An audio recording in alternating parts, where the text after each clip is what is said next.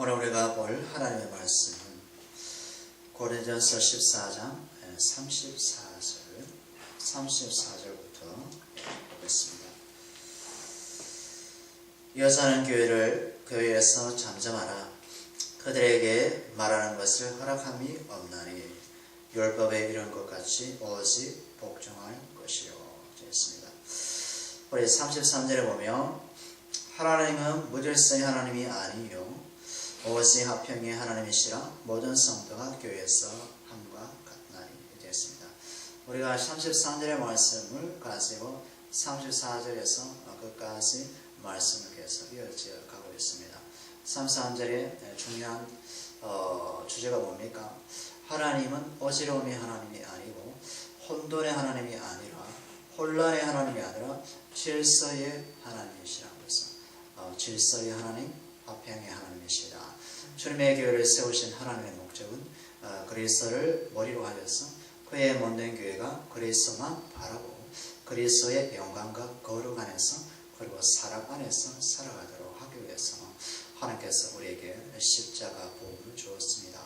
십자가 무엇입니까? 우리 세상의 가치관, 세상의 죄, 이 종욕과 이 모든 악함을 십자가로 도말하고 마귀의 권세를 깨뜨리고 질서를 잡는 것입니다. 질서를. 그리고 빛을 창조하고 생명을 창조하고 사랑을 창조하고 은혜를 주어서 죄인을 의인되게 하는 놀라운 능력이 바로 그리스도의 십자가다라는 것입니다. 마귀가 제일 싫어하는 게 뭐냐? 그리스도의 십자가와 그 피의 능력을 제일 싫어합니다. 왜? 죄인을 의인되게 하고 마귀의 종을 해방시킬 수 있는 유일한 무기가 뭐죠?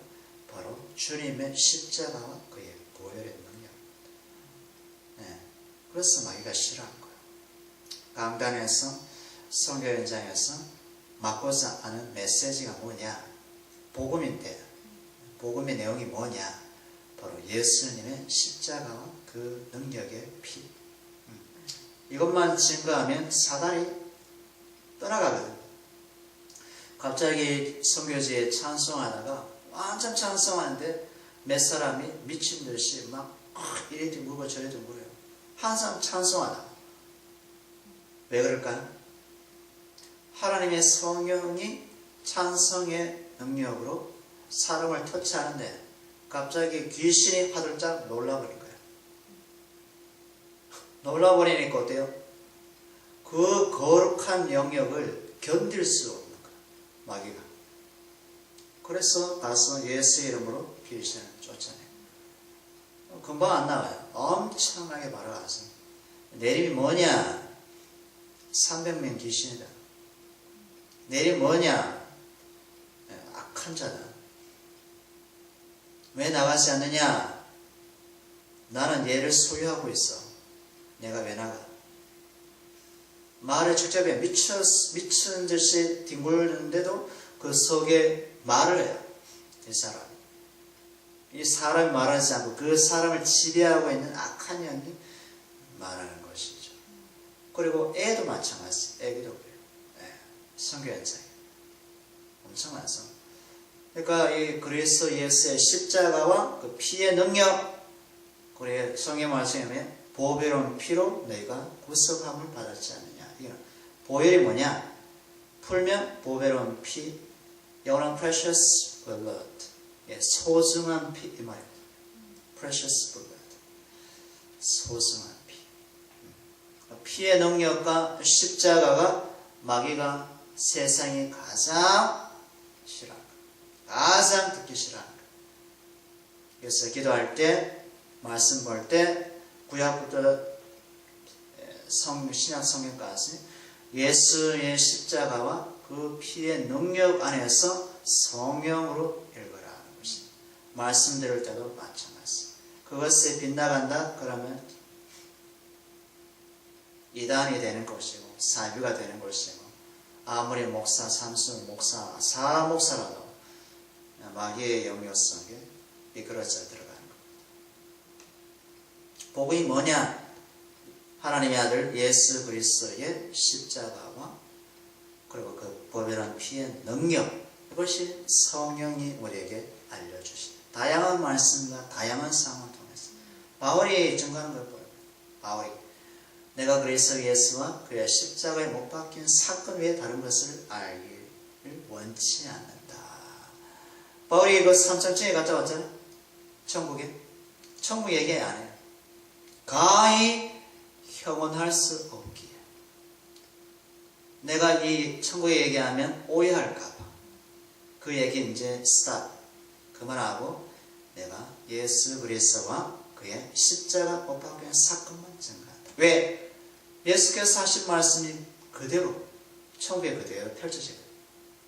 예수만 증거하면 예수의 말씀대로 완성됐으니까 그냥 거기서 구경하면 되는 것이죠. 마치 이런 거죠. 수학 문제 풀 때 수학 문제를 100점 맞는 사람은 여러분 큰 저택과 큰 호수와 큰 산을 선물 받습니다. 그런 집을 여러분 선물 받습니다. 그러면 그 사람이 직접 그것을 갔다 왔어요. 그 선물의 모양을 봤어요. 집에다가 호수에다가 저택에다가 큰 산에다가. 그러면 조건이 뭐예요? 수학 100점 맞는 거거든. 그럼 사람들에게 뭐예요? 그 그림만 얘기하면 되겠어요? 보고 왔으니까 말을 해서는 안 되잖아. 예, 그거 안 믿지. 그러나 수학 100점 맞으면 된대. 그러면 수학 100점 맞는 원리만 알려주면 되거든. 풀이 과정과 공식을 설명하고 푸는 방식만 얘기하면 100점이 맞으면 가니까 그만 얘기하면 돼요. 그와 같은 것이 아닐까 생각해 보는 것은. 그래서 하나님께서는 오지랖이 하나님이 아니고 화평의 하나님이시며 혼돈의 하나님이 아니. 이게 창세기 1장의 말씀이잖아요. 창세기 1장에 뭐라고 얘기합니까? 캄캄한 중에 흑암 중에 있었나니. 빛이 없었는데 흑암 중에 혼돈 가운데 있었나니. 그런데 하나님의 신이 수면 위에 운행하신다. 얘기합니다. 그러니까 혼돈이고 칠 같은 어둠인데 여기다 하나님의 성령이 이렇게 운행하고 있는 거예요. 감사합니다. 그래서 빛이 빛이라 하니까 어디요? 혼돈이 질서로, 어둠이 빛으로 비치는 거죠. 이게 뭐냐? 바로 인간의 마음의 상태, 세상의 상태라는 겁니다. 세상의 상태. 창세기를 창조에 대해서 얘기하기 위해서만 기록하지 않았죠. 창조와 그리고 우리 영적인 이 죄의 상태를 설명하기 위해서 창세기가 기록된 것입니다. 어둠이었는데 예수의 생명이 비침으로 어둠이 밝혀지면서 우리가 마귀의 종이었구나. 우리가 죄의 노예였구나. 그래서 십자가의 능력과 그 피의 능력으로 우리가 건진받고 죄사함받고 하나님의 자녀가 되는 그런 것을 구원에 대한 설명을 위해서 창세기 1장이 근본적으로 있다는 것이겠죠. 그래서 질서의 하나님, 제사람. 그래서 교회에서 여자는 잠잠하라 얘기하는 겁니다. 그럼 여자가 목사인데, 여자 목사인데 되는데 어쩌래요? 여자 목사는 교회에서 날마다 떠들잖아. 말마다 설교하고 가르치고. 그러면 할 말이 없는 것은 보수주의 교회에서는 여자 목사 아직도 없어요. 저 고신칠하고 합동칠 빼고는 거의 다 여자 목사제를 두르고 있죠. 이 말씀은 뭐냐? 이런 거였어. 에베소서의 말씀처럼 여자는 교회에서 잠잠하라는 것이 뭐냐? 여자는 교회에서 잠잠 뭐냐면 하나님의 아들인 예수님이 교회의 머리시기 때문에 여자는 교회에서 말함을 허락하지 않는다. 허락하지 않는다. 왜? 복종하라는 겁니다. 복종. 그 이유가 있는 거예요. 이유가 뭐야? 무질서한 교회로 세우기 원하지 않는다 이 말이겠죠. 무질서한 교회로. 그러니까 여자가 가정의 남자에게 복종하라는 겁니다. 믿든 믿지 않든, 믿든 믿지 않든. 복음을 알았으면, 먼저 복음을 알았으면 사랑으로, 십자가 사랑으로 믿지 않는 남편에게 복종하고, 또한 믿는 남편에게는 더욱더 복종하고. 그 남편은 어떻게? 에베소서 말씀에 의하면 그리스도께서 자기를 사랑한 것 같이 그 아내를 사랑하고 존중하라. 통치하고 압제하는 관계가 아니라 그리스도께서 교회를 사랑하듯이 남자인 가정의 머리인 남편도 아내를 그리스도의 십자가 안에서 품으라 이 말이겠죠. 그래서 여자가 말함을 허락하지 아니한다. 왜? 여자는 더 연약한 그릇이라고 바울이 얘기하지 않았습니까? 여자는 더 연약한 그릇이다 하는 것입니다. 35절에 보면 만일 무엇을 벼르거든 집에서 자기 남편에게 물을 지니 여자가 교회에서 말하는 것은 부끄러운 것이라. 아까 말씀드렸던 것입니다. 그러니까 믿든 믿지 않든 여자는 남편의 말에 복종하라, 순종하라 하는 것입니다. 여자가 말함을 허락하지 아니한다는 것입니다. 그리스도께서 교회에 머리신 것처럼 남편도 남자도 여자의 머리로서 하나님이 세우셨어요. 아담을 먼저 창조하시고 여자는 아담의 갈빗대를 취해서 또 다른 사람을 만든 것을, 그걸 여자라는 것을.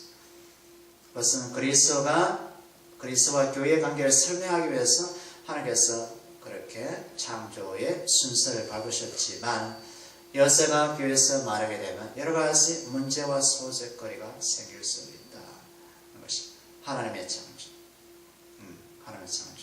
그러니까 믿지 않는 남편이라도 믿는 여인은 남편을 무시하거나 경솔히 여기지 말고 예수님을 알았으면 예수의 사랑과 십자가 안에서 더욱더 베라 남편을 존중하고 사랑하고 그 허리에 위치해서 섬기게 된다는 것입니다. 교회 와서도 마찬가지. 설령 본인의 말이 맞더라도 그리스도의 몸 안에서 질서를 유지해야 된다는 겁니다. 왜? 하나님은 혼돈의 하나님이 아니라 화평의 하나님이시고 질서의 하나님이라는 것입니다. 그래서 그리스도가 머리됨을 이해하지 못하게 되면 여자는 교회에서 막 떠들겠죠. 아, 내 말이 맞아, 너 말이 맞아. 그죠? 36절에 보면 하나님의 말씀이 너희로부터 난 것이냐 또는 너희에게만 임한 것이냐 나와서 하나님의 말씀이 너희에게 임한 것이냐 여자에게서 시작했느냐 하나님의 말씀이 너희에게 임했니 이렇게 지금 바울이 얘기하지 않습니까? 지금 아담을 지금 염두에 두고 있어요. 하나님께서 아담을 창조하시고 아담과 그죠? 언약을 맺지 않습니까? 아담과 언약을 맺어요. 너가 통치를 해라. 에돔 동산에 너를 정직이로 세웠다. 누구에게? 아담에게. 아담이 동물의 이름을 부르고 식물의 이름을 부를 때 그것이 이름이 되었습니다. 그래서 하나님의 말씀이 먼저 아담에게 임했고 여인은 아담의 몸에서 나왔고 그래서 이 여인이 여자가 아무리 똑똑하고 말씀을 많이 알아도 남편에게 순종, 복종하라는 것입니다. 여자가 머리됨을 하나님이 허락하지 아니한다는 겁니다. 부부의 관계, 가정의 관계, 아내와 남편의 관계도 바로 그리스도와 교회의 관계를 이해하게 되면 가정의 질서가 잡히고 세상에도 질서가 잡히고 지금 이제 민주주의다, 개인주의다, 자유주의다 해서 여성의 인권을 신장하자. 나중에 뭐가 있어요? 점점 악해져 가는데. 여자가 주장을 하고 여자가 밖에서 아무리 똑똑하고 자기가 말이 맞아도 주장할 때 가정에 평화가 있었나요? 가정에 평화 있나요? 없어요. 깨어요. 어떤 집안은 그렇다요. 내가 번 돈 내가 세이브하고 너가 번 돈 너가 예금하고 서로 각자 번 돈으로 사는 거야. 집안에 공공으로 쓰는 돈을 같이 내서 투자하는 거야. 집도 살 때 공동 명의로 사고 남편 이름으로 사지 않는 세상이 왔지 않습니까? 왜요? 공동 명의로 왜 사요? 언제든지 헤어지면 똑같이 자기 투자한 만큼 나눠 가져야 된다는. 이건 성경에 있는 이야기입니다. 성경에 있는 이야기입니다.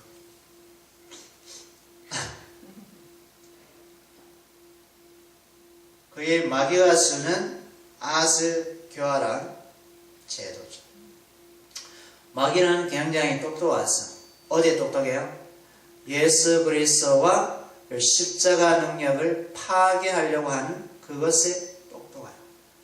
예수 그리스도와 그의 몸된 교회를 파괴하기 위해서 마귀는 똑똑하다는 것입니다. 그래서 교회의 성도님들도, 교회에 다니는 성도님들도 세상의 원리를 가지고 똑같이 사는 사람이 한두 명이 아니겠죠. 한두 명이 아니에요. 슬픈 현실이죠. 슬픈 현실.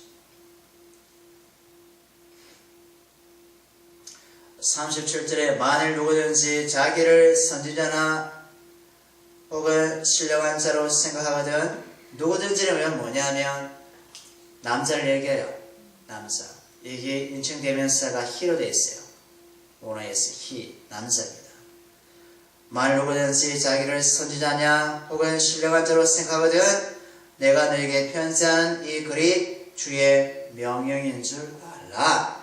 그러니까 주의 명령, 주의 말씀을 아는 자는 누구다? 바로 그 사람이 신령한 자다. 그 사람의 말씀을 받은 자라고 바울이 얘기한다는 것입니다. 만약에 주의 말씀으로 이해하지 못하는 사람은 그 사람은 남자는 신령한 자도 아니고, 그죠? 그리고 말씀 받은 자도 아니다는 것입니다. 정리됐습니까? 주님을 아는 자는 신령한 자, 주님의 말씀을 모르는 자는 신령하지 않는 아직 어린아이, 육신에 거해서 살아가는 어린아이, 신앙 갖고 있는 사람. 그러니까 주님의 교회를 잘 목양할 수 없어요. 주님의 교회를 잘 다스릴 수 없어요. 어디에서 지금 누구의 교회입니까? 고린도에 있는 하나님의 교회.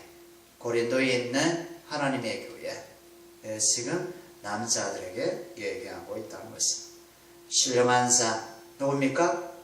주님의 말씀을 이해하고 아는 자, 깨달은 자, 그 말씀대로 사는 자. 지식의 말씀이 아닌 마음으로 받아서 말씀으로 사는 자.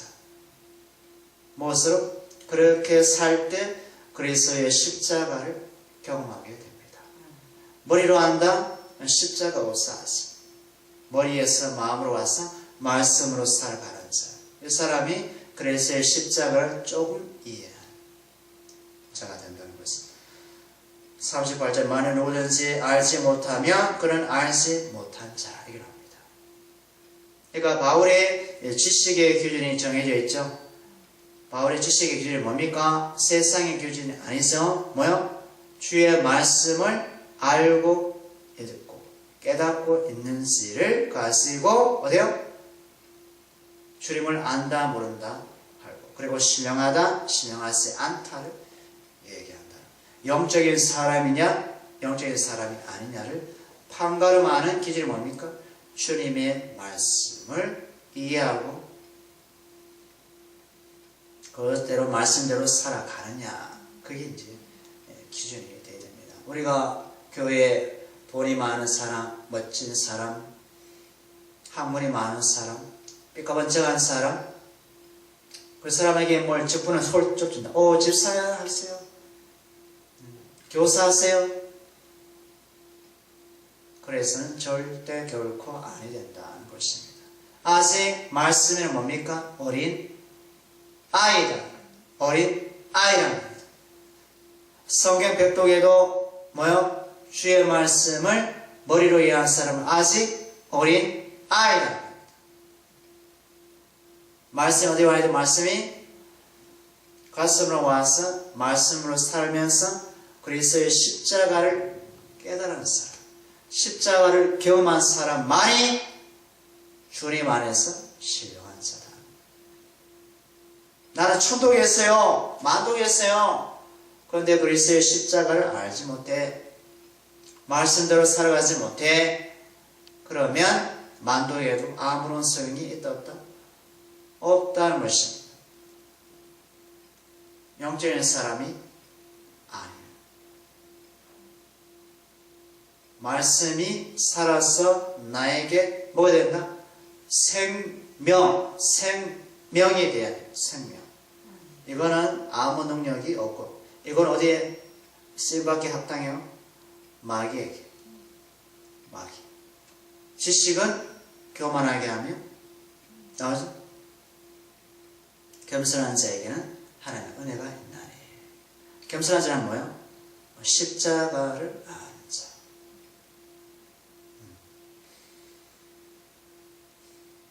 39절에 그런서 내 형제들아 연하기를 사모하며 방언하기를 금하지 말라. 연하기를 사모하며 방언하기를 금하지 말라. 사모하라 뭐야? 갈망하라. 연이 뭡니까? 그리스도의 몸을 세우는 복음에 대한 얘기입니다. 아멘. 생명의 말씀에 대한 얘기입니다. 엉뚱한 얘기 아닙니다. 당신 하나님께서 저 미국에 가랍니다. 가는 목적이 뭐예요? 가는 목적이 없으면 아무 의미가 없는 거죠. 하나님께서 설령 말씀을 주셔도 왜 가냐 이거지. 말씀을 증거하러 가느냐? 아니면 주님의 교회를 세우러 가느냐? 무슨 이유가 있어야 될 거예요. 그죠? 하나님께서는 그렇게 말씀하지 않아요.